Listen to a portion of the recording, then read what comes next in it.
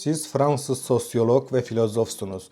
Bugün Suriye'yi, özellikle Rojava'daki Kürt halkına karşı işgal saldırılarını ele alıp konuşacağız. Bildiğiniz gibi bu saldırılar Ocak ayının başında Halep'teki iki Kürt mahallesine dönük saldırılarla başladı. Ardından ise bütün özerk bölgeye yayıldı. Genel anlamda Türk devlet destekli Suriye geçiş hükümetinin Rojava'ya ve Kürt halkına dönük saldırılarını nasıl değerlendiriyorsunuz? Bon, écoutez, cette attaque correspond à la politique de Bu gouvernement saldırı actuel mevcut syrien Suriye hükümetinin qui Suriye'de var olan farklı tente etnik, dini ve d'imposer un kültürel azınlıklara État karşı central merkezi ve autoritaire otoriter bir contre iktidar dayatmaya différentes yönelik minorités politikasına karşılık gelmekte. ethniques, religieuses, Bu genel bir culturelles qui bağlam vivent en değil. Syrie. Ancak bu mevcut Je parle saldırıda Türkiye d'un devletinin yani contexte Türk hükümetinin général. baskısı da var. Mais il y a aussi dans cette affaire, de cette offensive actuelle, la pression de l'État turc, c'est-à-dire le gouvernement turc, qui depuis très longtemps est totalement hostile au Türk mouvement hükümeti çok kurde, uzun bir süredir que ce soit ister en Turquie, en Türkiye'de, Syrie ou ister ailleurs, Suriye'de ya da başka essaie yerlerde depuis olsun longtemps Kürt par hareketine tous les tamamen moyens düşmanca de yaklaşmaktadır. Uzun zamandır her türlü yolla Suriye'deki Kürt deneyimini ezmeye çalışmakta ve Rojava'daki özellik deneyimine son vermek için Suriye hükümetindeki müttefikleri üzerinde baskı kurmakta. Bence bir yandan Suriye hükümetinin oldukça otoriter merkeziyetçi politikası, diğer yandan Türkiye'nin Rojava'daki Kürt özellik deneyimini son erdirme amacı bu saldırıların arkasındaki temel etkendir. Et l'intérêt de la Turquie d'en finir avec l'expérience d'autonomie kurde du Rojava. Sizin de bildiğiniz gibi Kürtler, uluslararası koalisyonun bir anlamda Batı'nın müttefikleri olarak uzun yıllar DAEŞ'e karşı bir savaş yürüttü ve askeri yenilgisini sağladı. Bu süreçte bu güçler tarafından da desteklendi. Bugün ise aynı Batılı güçler tarafından bu saldırılar karşısında yalnız bırakıldığına tanıklık ettik. Özellikle ABD tarafından Suriye geçiş hükümetine bir anlamda Kürtlere saldırmak için izin verildi. Bu duruma tepki gösteren birçok kesim Batı'nın bu tutumunu Kürtlere karşı bir ihanet olarak değerlendirdi. Bu noktada ne demek istersiniz? Oui, tout à fait. C'est-à-dire les pays occidentaux, c'est-à-dire les impérialistes occidentaux, l'Europe, les États-Unis. Evet, kesinlikle. Batılı ülkeler başka bir deyişle batılı emperyalistler, Avrupa ve ABD, DAEŞ tehlikesini ortadan kaldırmak için Kürtlerin gücünden faydalandılar. Ancak bugün bu tehlikenin hala devam ettiğini unutmuş gibi davranarak ya da yeni Suriye hükümetiyle ittifak kurmanın yeterli olacağını düşünerek Kürtleri yüzüstü bırakıyorlar. C'est typique de la politique des grandes puissances qui n'ont jamais eu vraiment un intérêt authentique pour les intérêts du peuple kurde, pour l'autonomie kurde, pour l'expérience du Rojava, mais Bu simplement büyük güçlerin tipik politikasıdır. Kürt halkının çıkarlarıyla, Kürt özerkliğiyle ya da Rojava deneyimiyle hiçbir zaman samimi bir ilgileri olmadı. Kürtleri yalnızca DAEŞ'e karşı mücadelede araçsallaştırdılar. Bugün ise onları terk ediyorlar. En fazla siyasi çözüm için birkaç söz söylüyorlar ama somut hiçbir şey yok. Bu nedenle şaşırtıcı değil. Ne yazık ki Kürtler bugün yalnızca Kürt diasporasının ve enternasyonalist sol güçlerin desteğine güvenebiliyor. Disons de la gauche internationaliste qui ont toujours soutenu les combats du peuple kurde. Peki enternasyonal sol güçlerin işgal saldırıları karşısındaki tutumunu yeterli olduğunu düşünüyor musunuz? Hayır, ne yazık ki yeterli değil. Yeterli olmaktan çok uzak ve bu yüzden Suriye'deki Kürtler şu anda tam da bu nedenle zor bir durumda bulunuyorlar.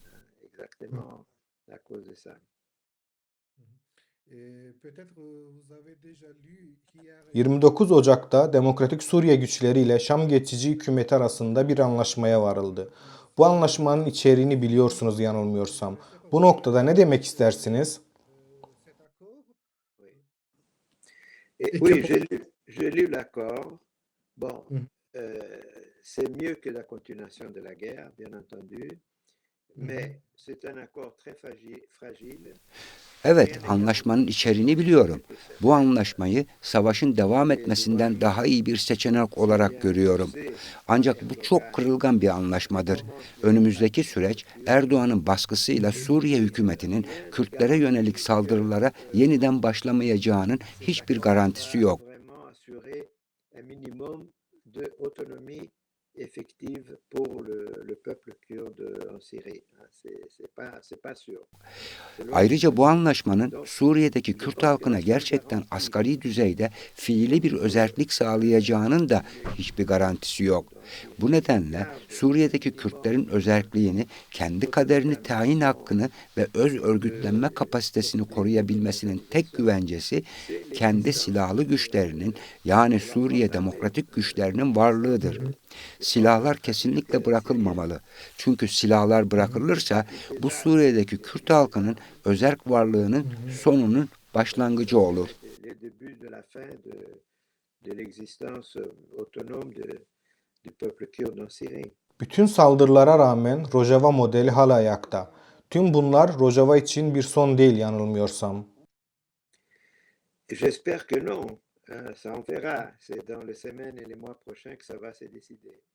Si c'était la fin, Umarım öyle bir durum olmaz. Rojava modelinin korunup korunmayacağını önümüzdeki süreç bize gösterecek. Eğer bu deneyim sona ererse bu trajik olur. Çünkü Rojava tüm sorunlarına, zorluklarına, sınırlılıklarına ve çelişkilerine rağmen gerçek demokrasi ve kadınların özgürleşmesi açısından dünyanın en ileri deneyimlerinden biri. etc. C'était de beaucoup de points de vue. C'était une expérience qui intéressait.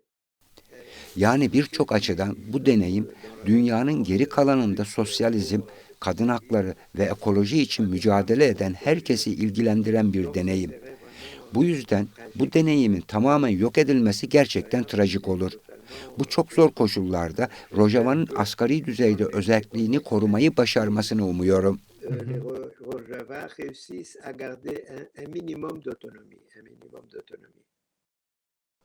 Bu saldırıların arkasındaki temel amacın aslında Rojava deneyimini ortadan kaldırmak olduğunu mu düşünüyorsunuz? Écoutez, ça va dépendre du rapport de force. L'intérêt de Erdogan et des secteurs les plus Bu güç dengelerine bağlı olacak. Recep Tayyip Erdoğan'ın ve mevcut Suriye iktidarının, yani en fazla pay sahibi olan kesimlerinin çıkarı bu deneyimi tamamen sona erdirmektir. Ancak bölgesel ve uluslararası bağlama, güç dengelerine ve benzeri bağlı olarak belki de Rojava'nın asgari düzeyde siyasi, kültürel, belki de askeri bir özelliğinin korunabildiği bir uzlaşma kalıcı olabilir. de Rojava pourra être sauvé. Kürtlerin gözünden bakarsak tüm bu yaşananları nasıl anlamak gerekir? Yıllarca dünyanın başına bel olmuş bir cihatçı örgüte karşı savaştılar. Paris'te veya birçok Avrupa ülkesinde katliamlar yapan bir örgütü asker olarak yendiler. Bugün baktığımızda ise DAEŞ ile aynı zihniyete sahip bir yapının uluslararası güçlerin desteğiyle Suriye'yi yönettiğini görüyoruz. Uzun vadede düşündüğümüzde bu yaklaşım Avrupa için bir tehlike arz etmiyor mu? Örneğin Rojava'da binlerce tutuklu cihatçı bulunuyor. Bu saldırılar sırasında birçok cihatçının serbest bırakıldığına tanıklık ettik. Bunlar arasında binlerce Avrupalı cihatçı da var. Peki bunlar Avrupa için bir tehlikeye dönüşmeyecek mi? Bien sûr, c'est un danger. C'est un danger. Elbette bu bir tehlike. Avrupa için, herkes için bir tehlike. Bu nedenle Avrupa'nın Rojava'yı yüzüstü bırakması çok ciddi bir hatadır. Avrupa'nın Rojava'yı yüzüstü bırakması çok ciddi bir hatadır. Bence gelecekte kısa vadeli ve dar görüşlü bu yaklaşımdan, yani ellerini yıkayıp Kürtlerin haklarını yalnızca birkaç diplomatik sözle destekleyip onların özelliğini korumalarına yardımcı olmak için hiçbir somut adım atmamasından pişman olacaklarını düşünüyorum. Suriye'deki savaşın yanı sıra Türkiye'de ise Kürt Halk Önderi Abdullah Öcalan'ın başlatmış olduğu bir barış süreci var. Türk devletinin Suriye'deki tutumunu göz önüne aldığımızda bu sürecin geleceği noktasında veya güvenilirliği açısından ne demek istersiniz?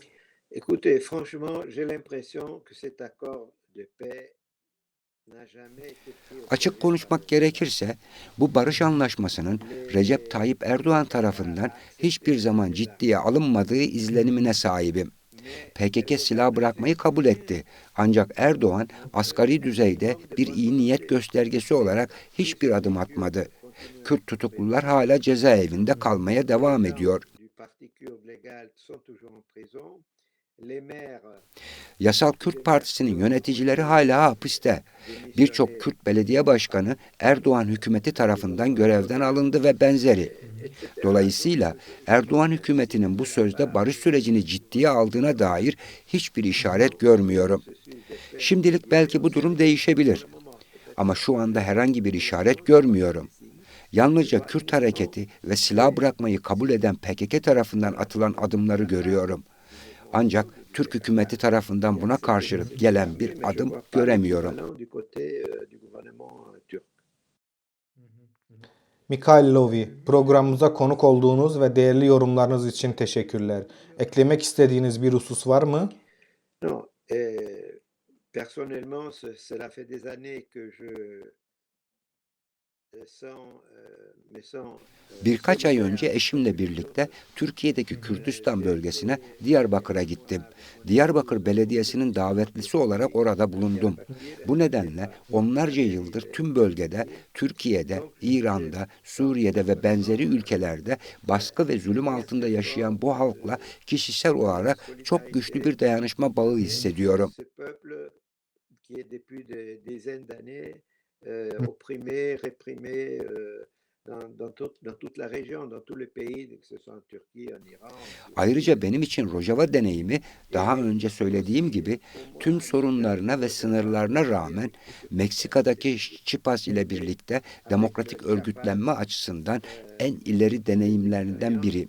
Toplumsal açıdan, kadın hakları bakımından ve benzeri oldukça ilerici bir deneyim.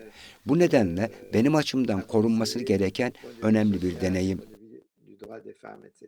Donc, pour moi, cette expérience est quelque chose de très important.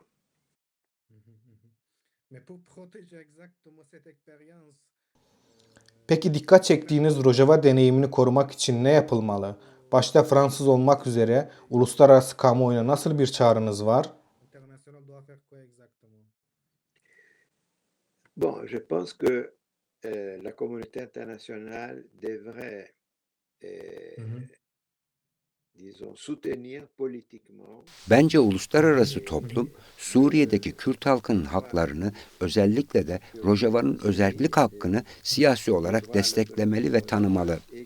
Ve Rojava için asgari düzeyde bir özerkliğe saygı gösterilmesi amacıyla Türkiye'ye ve Suriye hükümetine siyasi baskı uygulamalıdır. droit à un minimum d'autonomie pour le Rojava.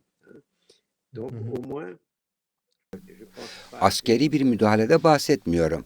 Böyle bir şey olmayacaktır. Ancak en azından siyasi, diplomatik ve gerekirse ekonomik baskı uygulanmalıdır. Bu baskı Suriye hükümeti ile Türkiye'nin Suriye'deki Kürt halkının özerkliğine saygı göstermesi yönünde olmalıdır. de respecter l'autonomie du peuple kurde en